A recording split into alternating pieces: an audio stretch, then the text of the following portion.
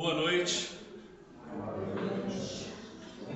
Nós estamos iniciando o nosso trabalho, agradecendo a Jesus pela oportunidade de nos encontrarmos aqui reunidos, agradecendo a cada um de vocês pela presença, os nossos irmãos internautas que nos acompanham pela rede social. Hoje nós estamos recebendo em nossa casa a nossa companheira Rutinéia, e ela vai fazer para nós o estudo da noite, a palestra, referente a uma bem-aventurança. É aquela passagem que Jesus fala, né? Deixai vir as minhas criancinhas, que é o bem-aventurados que tem puro coração. Eu vou fazer uma leitura do livro Fonte Viva, psicografado por Chico Xavier, pelo Espírito Emmanuel. Crianças, vede, não desprezeis algum destes pequeninos. Jesus, Mateus, capítulo 18, versículo 10. Quando Jesus nos recomendou não desprezar os pequeninos, esperava de nós não somente medidas providenciais alusivas ao pão e à vestimenta. Não basta alimentar minúsculas bocas famintas ou agasalhar corpinhos flagelados, enregelados. É imprescindível o abrigo moral que segure ao espírito renascente o clima do trabalho necessário à sua sublimação. Muitos pais garantem o conforto material aos filhinhos, mas lhes relegam à alma o lamentável abandono. A vadiagem na rua fabrica delinquentes que acabam situados no cárcere ou no hospício, mas o relaxamento espiritual no reduto doméstico gera demônios sociais de perversidade e de loucura, que em muitas ocasiões, amparados pelo dinheiro ou pelos postos de evidência, atravessam largas faixas do século, espalhando miséria e sofrimento, sombra e ruína, com deplorável impunidade à frente da justiça terrestre. Não desprezes, pois, a criança entregando-o aos impulsos da natureza animalizada. Recorda que todos nós achamos em processo de educação e reeducação diante do Divino Mestre. O prato da refeição é importante no desenvolvimento da criatura. Todavia, não podemos esquecer que nem só de pão vive o homem. Lembremos-nos da nutrição espiritual dos meninos, por meio de nossas atitudes e exemplos, avisos e correções em tempo oportuno. Uma vez que desamparar moralmente a criança nas tarefas de hoje, será condená-la ao menosprezo de si mesma, nos serviços de que se responsabilizará o amanhã. Então, com essa lição, nós estamos iniciando o nosso encontro da noite, gratos a Jesus e a sua equipe de trabalhadores nessa seara que vem nos ajudar, nos assistir e nos amparar para que nós cumpramos corretamente, dignamente com os nossos compromissos. Rogo-te, ó Mestre, que emana luz e paz a esses corações presentes conosco, que visite o lar de cada irmãozinho nosso que está se preparando para o seu repouso, que as suas bênçãos possam ser mananciais de luz a esses corações. Beneficia-nos a todos. Derrama esse elixir curador aos corações desprovidos de confiança, de fé e de amor. Dai a cada um o sustento necessário. Faça, Jesus, luz e inspiração à nossa companheira Rutinéia, para que assim ela possa alcançar os objetivos que propõe em seu trabalho. Que de nossa parte sejamos convictos de que o aprendizado torna-se importante para todos nós. Por isso, o nosso pensamento é uma fonte inesgotável de recursos, a qual buscamos nos fortalecer. Assim, estamos iniciando o nosso encontro. E que a paz seja com todos. Tineia, seja bem-vinda. Fique à vontade. Certo, boa noite a todos. É um prazer estar aqui. Comentava aqui com o seu Paulo que eu estive aqui na pandemia, né? Então agora eu estou um pouco assustada, porque eu lembro que era eu e os 4 técnicos aqui, e a gente comentou um tema que eu gostei muito de ter comentado, né? Que era sobre... Esqueci. Não me esqueci o nome do tema, mas eu lembro o conteúdo.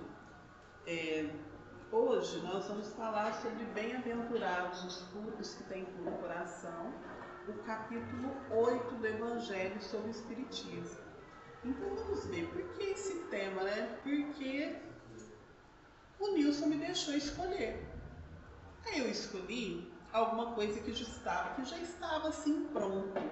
E é interessante quando a gente escolhe alguma coisa que já está pronto, porque a gente vai revivendo, não é? Então, se aquilo foi 1 ano, se foi 2 anos depois, 10, a gente vai vendo que a gente tinha um outro olhar, às vezes, sobre o mesmo assunto, que muitas situações aconteceram em nossa vida que nos fizeram mudar ali os pontos de vista, porque evoluímos, porque aprendemos, porque sofremos, porque choramos. Então, como que a gente vai enxergar esse capítulo 8, né? Claro que o capítulo 8 ele não começa no deixar vir a minhas criancinhas. Ele vai falar da pureza de coração, ele vai falar das mãos não lavadas. Então a gente já vem muito firme de que nós vamos falar das crianças, não necessariamente as crianças no sentido de seres que ainda estão em desenvolvimento, mas vamos pensar nas crianças de alma, não é? E a gente vai tocar nessa parte, não vai tocar nas outras, né? Então, o que é falado aqui no Evangelho? Porque está acabando a vergonha, né, gente? Não tem nada pior do que a gente chegar num lugar que a gente não conhece as pessoas e mandar a gente sentar no palco. Mas tudo bem, tá ótimo. Então, bem-aventurados os que têm puro coração, porque verão a Deus. Eu lembro de uma vez, né, da minha tia, a irmã mais nova do meu pai, então como se fosse uma irmã mais velha, que meu primo chegou e perguntou: mãe, por que a gente não vê Deus, né? E ela falou assim: olha, Bill, só vê Deus quem não tem pecado, né? Eu falei assim: mas eu fui compreensível, só vê Deus quem não tem pecado? Como assim? Vamos ver aqui. Deixai que venham a mim as criancinhas, e não as impeçais, porque o reino de Deus é para os que se assemelham a elas. Então eu trouxe uma passagem do meu primo, que hoje é um homem feito já, casado ali, encaminhando os seus 30 anos. Na sua simplicidade, ele perguntou: por que eu não vejo Deus? Então, ele, na sua simplicidade, ele foi perguntar: mas onde está esse Deus que todo mundo fala, que uns dizem que castiga? Então ele entendeu também que ele era muito danado, né? Eu acho que não é hoje que eu vou ver Deus, né? Digo-vos em verdade que aquele que não receber o reino de Deus como uma criança, nele não entrará. Então aqui a gente está tendo um sentido de criança como aquele despojado de maldade, como aquele que é simples, como aquele que está receptivo, né? Eu sou professora de formação e é muito interessante quando a gente vai trabalhar com a criança lá da educação infantil, primeiro, segundo ano do ensino fundamental, e quando a gente vai trabalhar com a educação de jovens e adultos. Não que nós adultos não tenhamos a capacidade de aprender, mas eu pego ali o pequenininho, no instantinho ele faz, no instantinho ele aprende, rapidamente está alfabetizado, quem não está, de repente a gente vai ver que está faltando alguma coisinha, e o adulto não. O adulto ele já vem com as suas dificuldades, com as suas limitações, com os seus preconceitos, às vezes em relação a si próprio. Então, quando a gente fala nessa criança, a gente está falando de alguém que está disponível disponível até para chegar aqui no mundo agora e falar, olha, eu estou vindo aqui de peito aberto para essa encarnação. Tem uns que a gente sabe que não estão, tem uns que têm medo, que pressentem o porvir, mas vamos pensar nessa criança como alguém que está receptivo, que é alguém que está simples, que está puro no sentido assim, olha, toca para mim, certo? Vamos mais um pouquinho aqui. E às vezes a gente vai perguntar assim, o que é a gente ter um coração puro? Será que a gente não tem a maldade? Será que a gente não ter conhecimento? Porque quando a gente pensa na criança como pureza, a gente fala assim, conhece nada da vida inocente. Bem, dizem que Emmanuel já reencarnou. Será que Emmanuel é inocente no sentido de não ter conhecimento? Ou será que é inocente no sentido de já ter ali expurgado algumas culpas, né? Então são coisas para a gente refletir. Então, ter o coração puro aqui é possuir pouco a pouco, se libertar interiormente de todo o desejo de possuir os outros. O que é possuir os outros? É o orgulho, é eu ser mais que o outro, querer mais do que o outro, fazer coisas para eu estar em evidência. Tem situações que eu estou em evidência que elas são positivas. O artista ele precisa estar em evidência, é a profissão dele estar, e graças a Deus tem gente que gosta. Mas aqui, possuir os outros é querê-los concordando com nossas ideias e ver-se livre de toda servidão aos bens materiais. Ou seja, estar livre do orgulho, do preconceito, da matéria.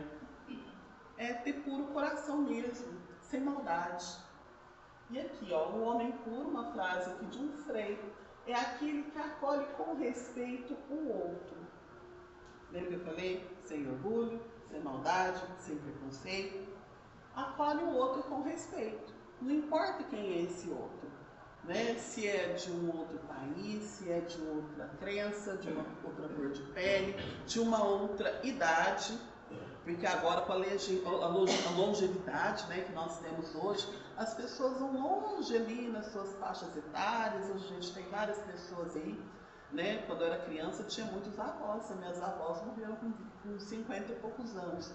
Hoje tem bisavós, tem trisavós, então a gente tem a questão da idade contando muito. Então eu me despido ali, ó, de todo o preconceito e acolher o outro. Acolher o outro da maneira como ele se apresenta. Isso não é uma questão de aceitar tudo, aí a gente entra numa outra discussão. Mas procurar entender quem é a outra pessoa, por que ela pensa dessa forma, por que ela age dessa forma. E se às vezes eu preciso me defender do outro, claro que eu não estou falando só do ladrão que está lá fora, do criminoso, né? Eu também preciso entender por que aquela pessoa chegou naquele ponto, ou às vezes porque eu cheguei nesse ponto, certo? E aqui, e os outros sem a pretensão de colocá-los imediatamente ao seu dispor. Então eu estou aqui para servir, não o outro para me servir. E quando eu coloco essa questão da servidão, é justamente isso também. Né? Ninguém está aqui para fazer o que eu quero. Ninguém está aqui como meu serviçal. Não estou falando só dos serviços domésticos ou outra situação, né? Eu falo que isso para mim é muito claro hoje, porque meus filhos estão começando a ficar adultos, né? E fica do jeito que a gente quer? Claro que não. Aí cada um vai mostrando a sua personalidade. Cada um vai dizendo a que veio, e até as falhas daqueles seres humanos vão dizendo assim, um pouco do nosso processo reencarnatório, das nossas angústias, dos nossos medos, dos nossos preconceitos, porque ninguém está em casa errada. Aquilo que é um absurdo para mim não é para o outro, mas o que está na minha casa é um absurdo para mim. Não é assim? Então vamos falar um pouquinho dessas crianças, né? Então, o que a gente pode falar dessa pureza de coração? Ela é inseparável da simplicidade e da humildade. da humildade de dizer assim, né? Humilde não é a gente ficar falando assim, ah, eu não presto, eu não sirvo, mas a gente saber o nosso limite, da gente pensar assim, né? Eu entendo, eu sou uma criatura de Deus destinada a ser luz, eu já consegui alcançar algumas virtudes, eu ainda estou um pouco baixa ali na escala evolutiva, baixa eu digo assim, em relação a espíritos maiores, né? Mas a gente já tem a nossa caminhada, que a gente não pode desprezar, mas ainda tem mais para aprender do que para ensinar. Mas a gente já tem o que ensinar. Então essa pureza de coração, ela tá aí, ó. Eu sou humilde, no sentido assim, ó, eu sei meu lugar na Terra. Eu sei que eu tenho as minhas tarefas, que eu já aprendi algumas coisas, mesmo que ainda não saiba muito. Né? E da simplicidade também é em relação a isso, né? É olhar o mundo assim, ó, se eu estou aqui no meu lugar, se eu já andei um tanto, o outro também já andou o tanto dele, eu preciso respeitar o tanto que o outro andou nessa caminhada evolutiva, certo? E quando eu falo dessa pureza de coração, eu vou excluir o pensamento de egoísmo e de orgulho. É igual na escola. Na escola todo mundo é aluno. Eu posso estar no 9º ano e o outro está no 6º. Mas eu sou aluno do mesmo jeito, não sou com os mesmos direitos de aluno. O diretor, se ele faz a merenda, ele faz para mim e faz para o outro que está no 6º, faz para o outro que está no 3º, mesmo que eu esteja mais adiantado. Eu só estou mais adiantado porque eu caminhei mais, porque eu entrei primeiro e é isso. Né? Não sou mais do que ninguém. Mas às vezes vai me ser cobrado um pouco mais. Por quê? No dia que vem a prova, claro, parece, não vai dar a prova para aquele que está no 9º ano, a prova de 5º. Isso não quer dizer que eu sou mais, mas que eu estou à frente. Eu penso que isso é essa questão de sem egoísmo e sem orgulho. Ó, nada é feito só para mim. Ou até né, as minhas provas, as minhas expiações, elas são feitas sob medida para mim. Mas eu sou igual ao outro no sentido de eu ter essas provas, essas expiações, daqui a pouco, se Deus quiser, entrar em processo de regeneração, e o outro também. Só que os caminhos são diferentes. Porque nós ali, no nosso processo de criação, nós somos criados de maneiras diferentes. Ou melhor, nós somos criados pelo mesmo Deus, simples e ignorantes, e nós fomos tomando caminhos diferentes, né? Nas nossas escolhas, naquilo que nós arrecadamos como dívida, naquilo que nós nos propusemos a aprender, né? Por exemplo, um foi pelo caminho das ciências humanas, o outro foi pelo caminho da ciência. Então nós vamos nos tornando diferentes, mas somos iguais quando somos criaturas de Deus. E Jesus usa essa infância como exemplo da pureza e da humildade, justamente pela simplicidade que a criança apresenta. Seria uma comparação feita pelo Cristo, apontando para a gente os nossos limites, né? Porque quando a gente é criança, eu falo assim, não gostava muito de ser criança, não. A gente tinha os nossos limites, né?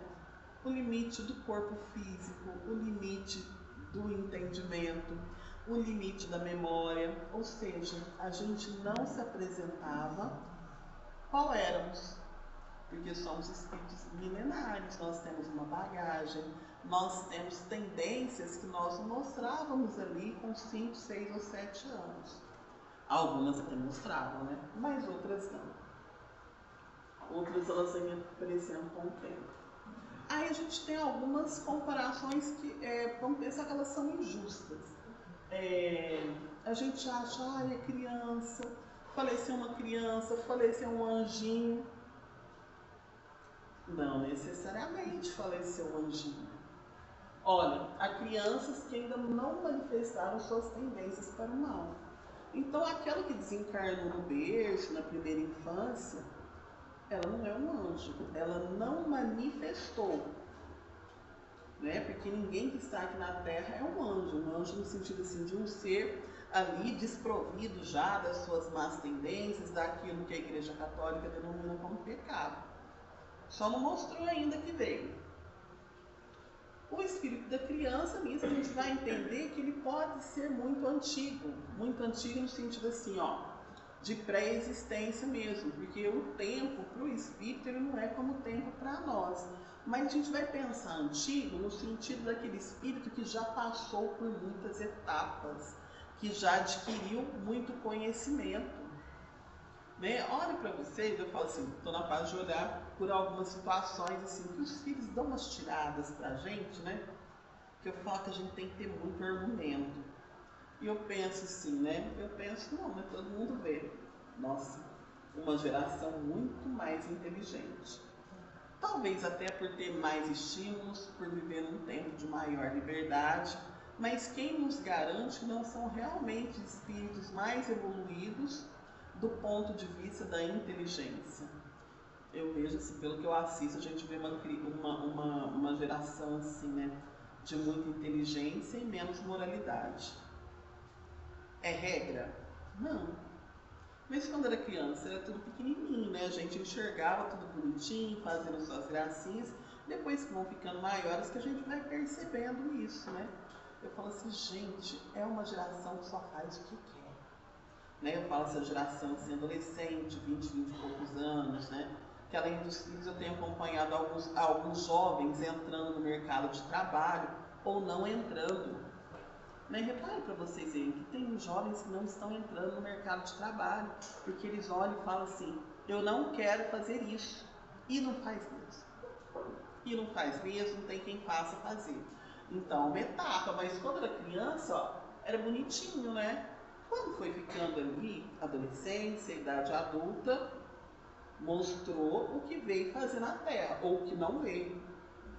Então, o reino do céu não é para elas, mas para aquelas que se assemelham. Que se assemelham no sentido da simplicidade, da disposição, da receptividade que tem uma criança.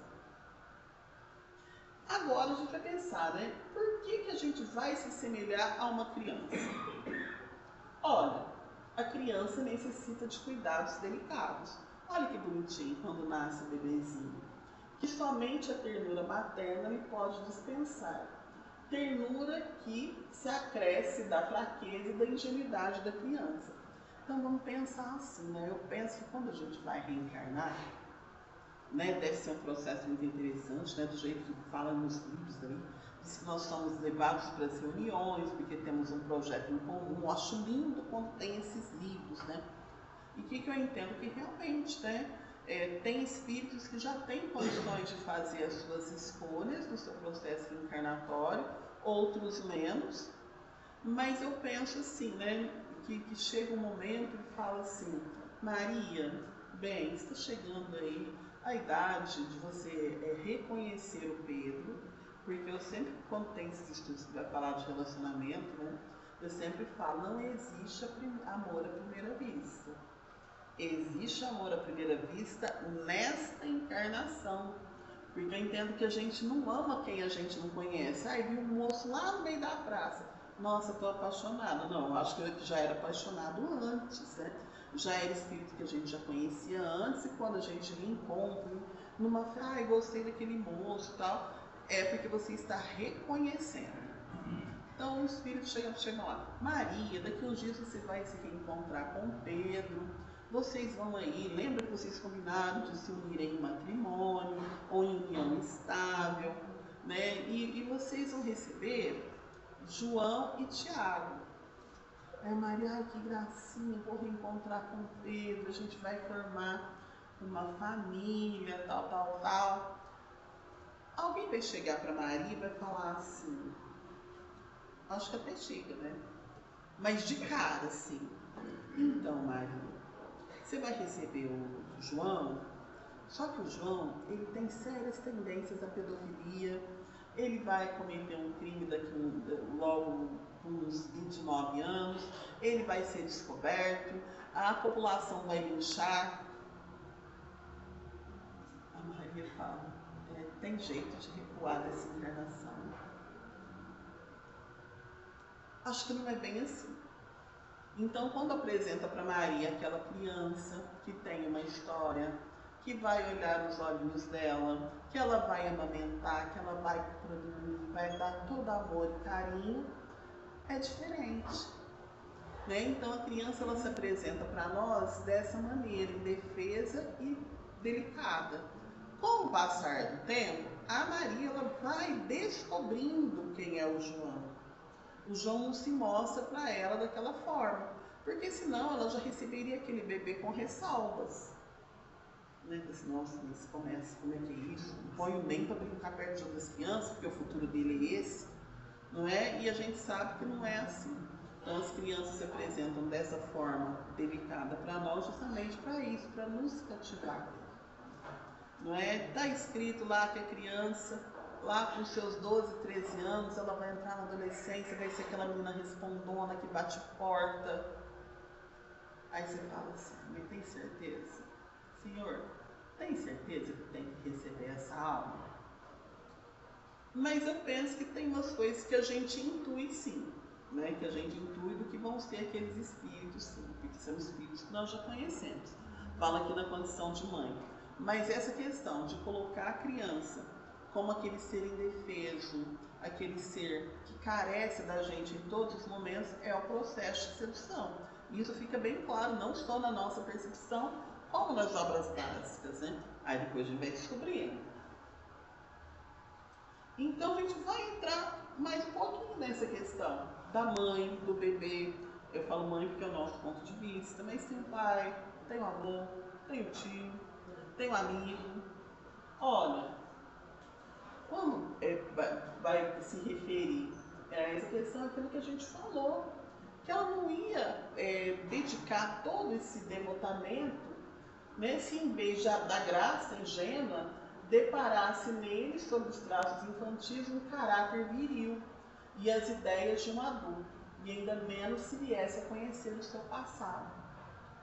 É interessante que eu assisti uma palestra de uma colega pedagoga que ela conversava com mães, né, e mães assim, de crianças do Fundamental 1, né, que são de 7 a 10, 12 anos.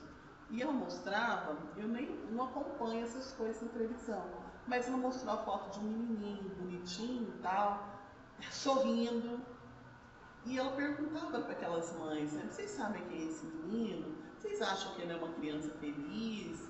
E foi investigando, e o menino era uma gracinha. Vocês sabem quem é essa criança? Aí todo mundo, não. Aí ela falou, é o maníaco do parque. Gente, de verdade, eu nem assisto essas coisas. Mas ela foi descrevendo quem era essa pessoa, qual é o tipo de crime, que era uma pessoa que atacava mulheres, foi uma pessoa que sofreu determinadas violências. Aí ela olhava assim, vocês imaginavam que essa criança fosse ser esse adulto? Então, se a gente tivesse essa noção, eu acho que todo mundo ia estar igual à geração de hoje, né? A geração de hoje fala assim, eu brinco assim, quem namora não casa, quem casa não tem filhos, e quem tem filho não é namorado nem casado, e as pessoas cada vez menos querem ter filhos. Não sei se por conta dessa intuição, mas eu acho assim que por outras questões envolvidas, o individualismo, a desesperança, a situação está assim. Então mais gente ainda está nessa situação. Se conseguisse enxergar na criança que chega ali pelo seu ventre ou pela adoção, esse ser aí já endividado com a providência divina. Então, ser criança, além da questão da simplicidade, desse acesso mais fácil que a gente tem, é uma forma de nos seduzir. Uma forma de nos seduzir mesmo. Para que a gente se apaixone, para que a gente tenha ali cuidados que não teria se já conhecesse maior. Já visto, né, as adoções daquelas crianças ali que por alguma razão elas não podem ficar com seus familiares. Elas são feitas por crianças menores. Não vou julgar aqui, porque eu não passei por essa situação, tenho filhos biológicos, eu sou filha biológica e tenho filhos biológicos, mas assim, a criança maior, ela já apresentou as suas tendências, né? E esses dias me contaram, né, que pode levar para casa, pode devolver, mas não pode devolver, né? Porque a criança ela já apresenta as suas tendências, a pessoa olha assim, disso aqui eu não dou conta. Só que às vezes ela leva o bebezinho, né? Ela fala assim, ó, o que esse de 10 anos faz eu não dou conta. Aí ela leva para casa o bebezinho, daqui uns dias o bebezinho faz pior. Mas ela pegou o bebê, ela pegou ali aquela criaturinha, que eu falei, que olhou nos olhos, que fez uma gracinha, que ainda não fez uma feiura. E ela entende, ela deposita a sua esperança ali no pequenininho. O grande já fez. Ele já, mesmo que ele tenha 9, 10, 11 anos, ele já apresentou um pouquinho do seu currículo aqui na Terra. O pequenininho ainda vai mostrar. E mostra. Né? Não falando que precisa ser adotivo, biológico, qualquer ser humano da Terra, ele mostra aquilo que ele vê em algum momento. Certo? Isso mesmo, ó. A infância é aparente para nos cativar e desenvolver os melhores sentimentos. Até Até porque nós somos aqui, enquanto pessoas da Terra, seres endurecidos também, né? Seres que julgam.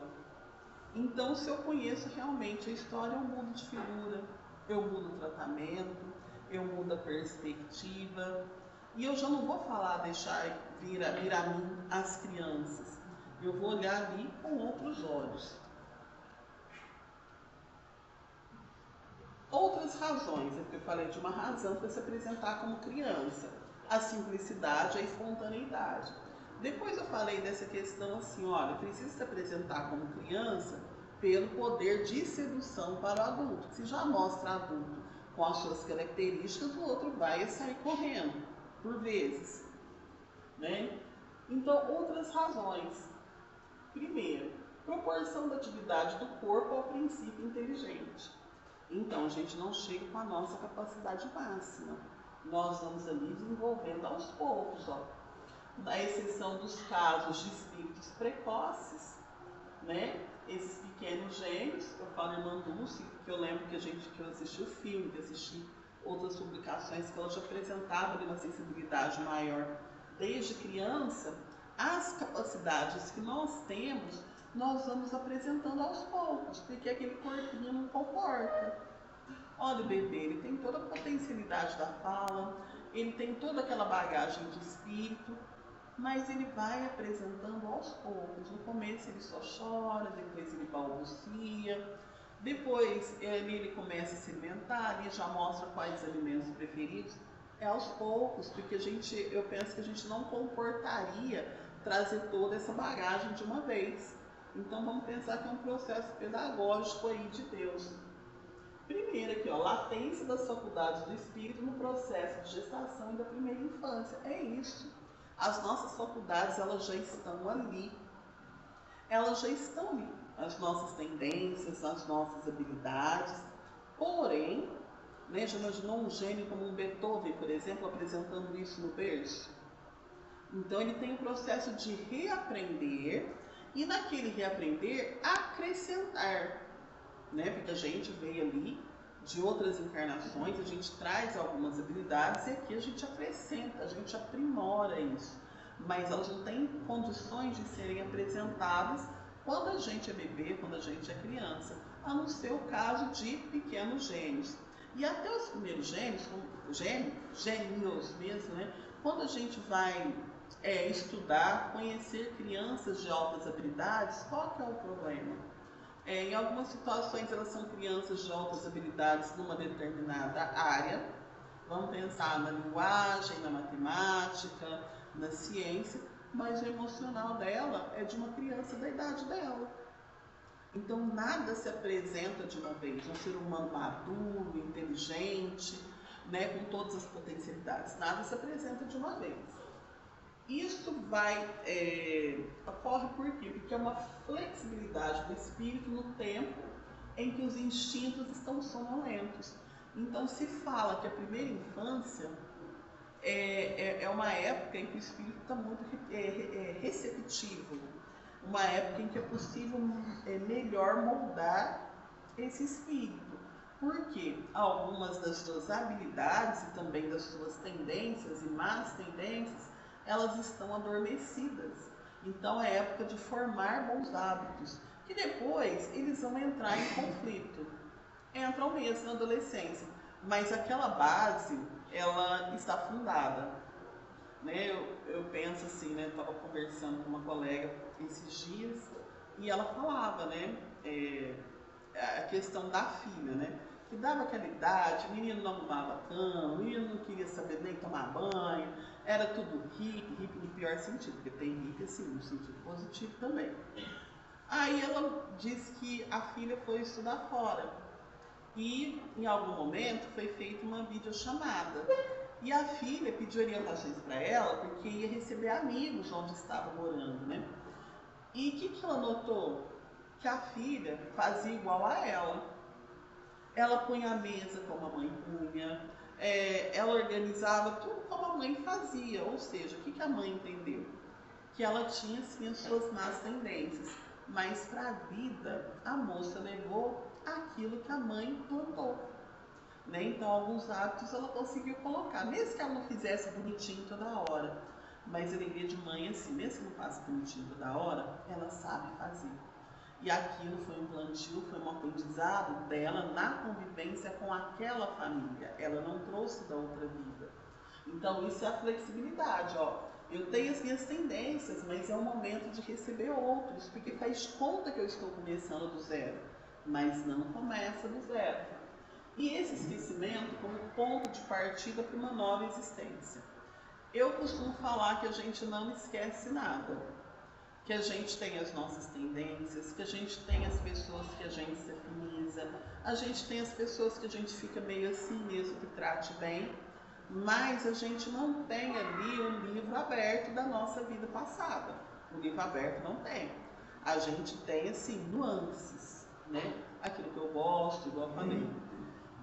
E quando eu estou naquele período de infância, a vantagem é essa. Eu não lembro, assim, eu posso ter um mal-estar do papai. Não quero ir no colo do papai porque eu não sei o que aconteceu.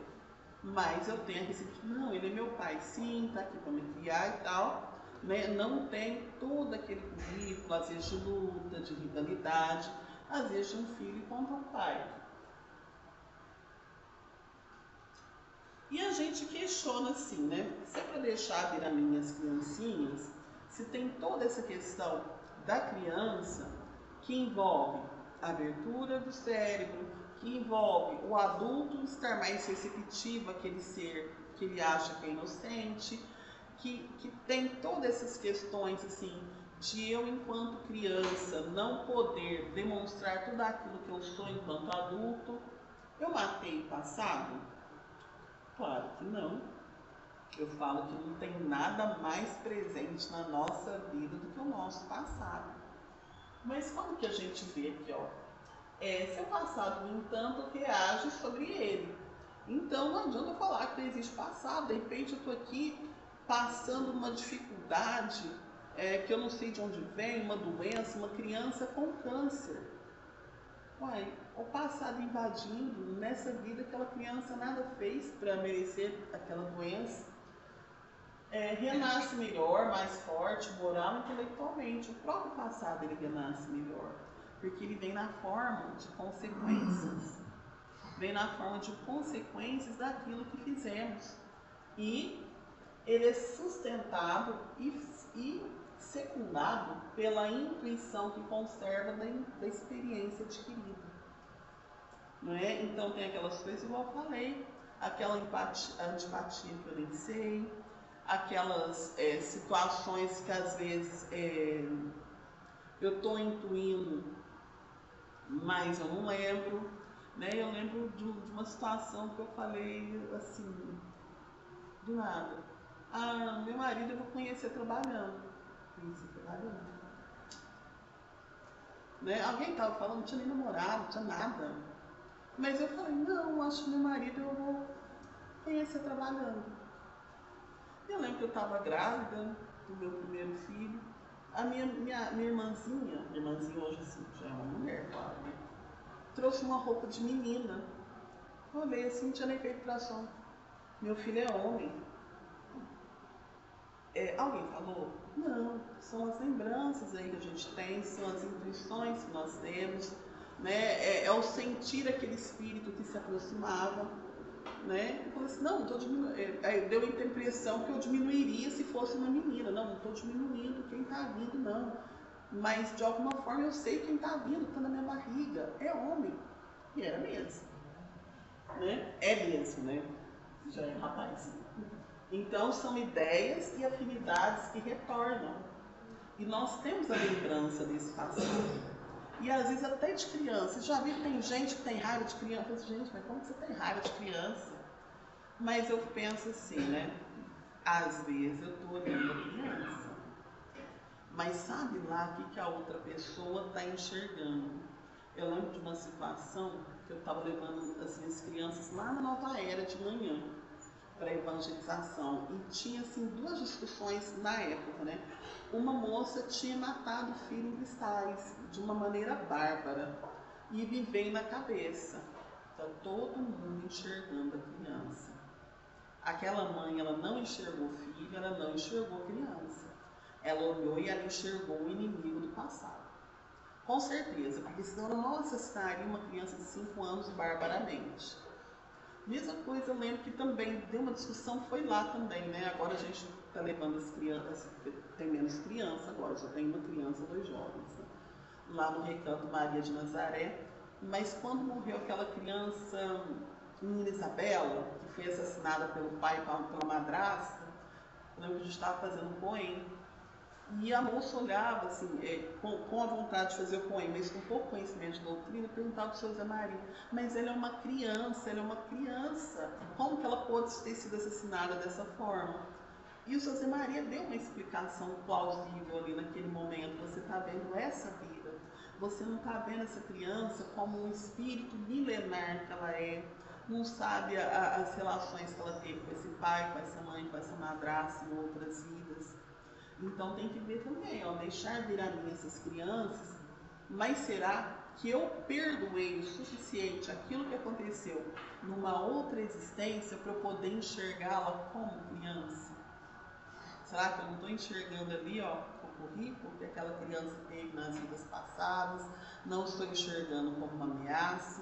Porque tudo isso a gente precisa pensar. E aí é estabelecido um diálogo entre o que se foi e o que se pretende ser. Então ali, ó, eu estou enxergando a criança como ela era no passado. Mas às vezes, não só nessa questão de ver a criança como outras questões da vida, tem que ser esse diálogo. Olha, tem aquilo que foi, tem tudo que aconteceu em várias vidas. E eu falo muito dessa mudança de valores no processo de doença, que parece que quando a gente está doente, uma doença às vezes mais séria, quando a gente vê o desencarne mais próximo, não parece que algumas coisas elas perdem o sentido? Para que eu estou brigando com isso? Para que eu estou brigando com fulano? Então são processos de mudança de valores ali que vão interferir na nossa relação com o passado, que às vezes vão fazer com que a gente enxergue fulano ou beltrano de uma maneira diferente. E hoje a gente tem visto isso também, com que se enxergue a maternidade ou a paternidade de uma forma diferente do que tem sido enxergada hoje, né? E aqui nós vamos caminhando para o final, né? Eles me falaram 15 para as 9, cheguei em cima, enfim, vinde, errei, gente, faltando um N aí, vinde a minhas criancinhas. Será que agora eu falo, vinde a minhas criancinhas, do mesmo jeito que eu falava há 40 minutos atrás? Vamos pensar que eu não sabia nada do tema e fui refletindo só com a nossa fala aqui. Que eu estou achando que quando chega uma criancinha, é só aquela menina bonitinha de lacinho, né? Aquele menininho que é o orgulho do vovô. Será que é só isso? Né? Então a gente precisa ter atenção aos espíritos que carecem de aprendizado, já que o mestre é o caminho, a verdade e a vida. Então todo espírito que chega para nós, ele carece de aprendizado. Às vezes é um espírito mais evoluído do que eu, mas naquele momento eu preciso receber, né? Seja em qualquer condição, seja na condição de uma pessoa da família ou de uma criança que vai conviver comigo. E hoje, igual a gente fala, né, a criança está se tornando um artigo tão raro, né? E eu brinco assim, hoje a criança ela é rara, está se tornando rara em algumas classes sociais, e ela tem o poder de hipnotizar os pais, né? Olha que interessante. O que será que essa geração de espíritos tem? Então, esse estado infantil ele é apresentado mesmo como símbolo da pureza e da simplicidade, mas será que é? É um símbolo da complexidade. É interessante, eu lembro quando eu dava aula no pré, parece que a gente já antevia, né?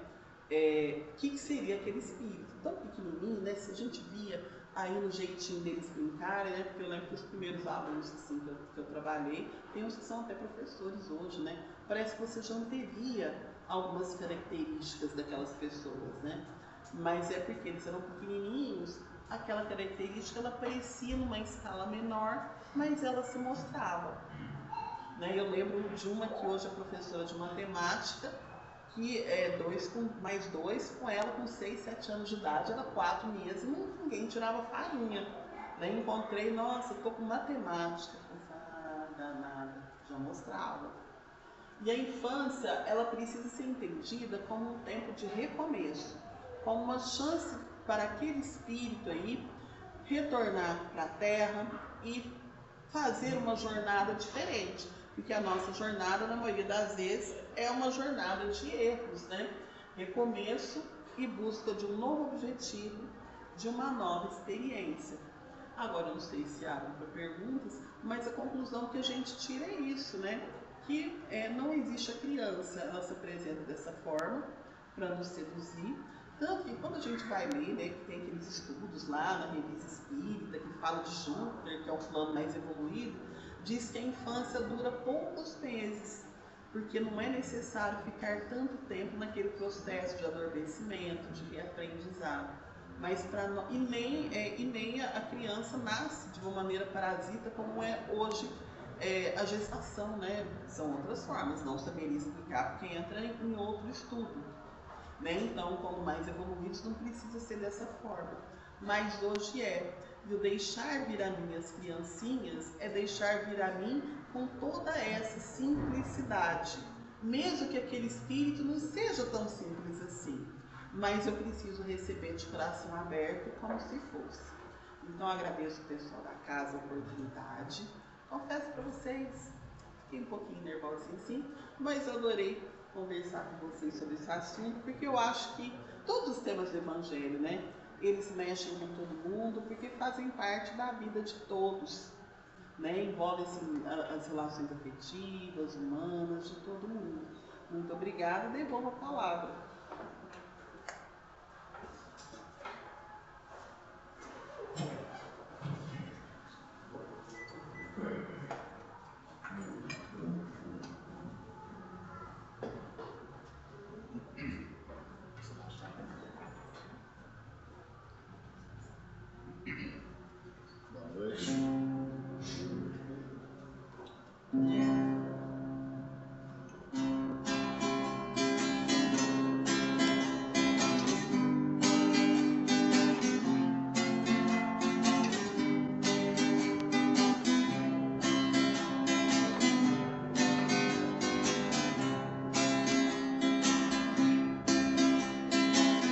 Uma criança me falou, olhou-me nos meus olhos a sorrir, caneta e papel na sua mão, tarefa escolar para cumprir.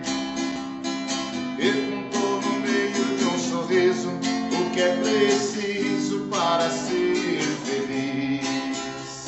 Amar como Jesus amou, sonhar como Jesus sonhou, pensar como Jesus pensou, viver como Jesus viveu, sentir o que Jesus sentia, sorrir como Jesus sorria, e ao chegar no fim do dia, eu sei que dormiria muito mais feliz.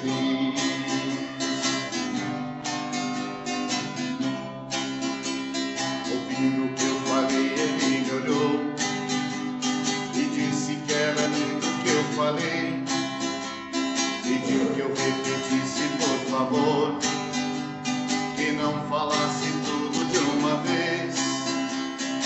perguntou de novo num sorriso o que é preciso para ser feliz.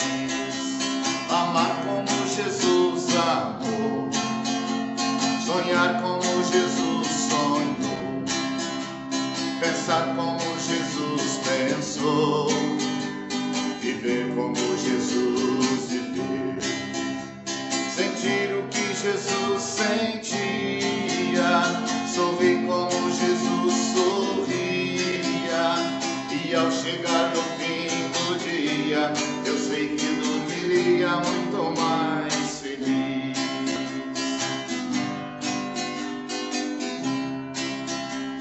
Depois que eu terminei de repetir, meus olhos não saíam do papel, tocou meu rostinho a sorrir, pedi que eu transmitir fosse fiel, e ela deu-me um beijo demorado, e ao meu lado foi dizendo assim: amar como Jesus amou, sonhar como Jesus sonhou, pensar como Jesus pensou, viver como Jesus viveu, sorrir como Jesus sorria, pensar como Jesus pensava, e ao chegar no fim do dia, eu sei que dormiria muito mais feliz.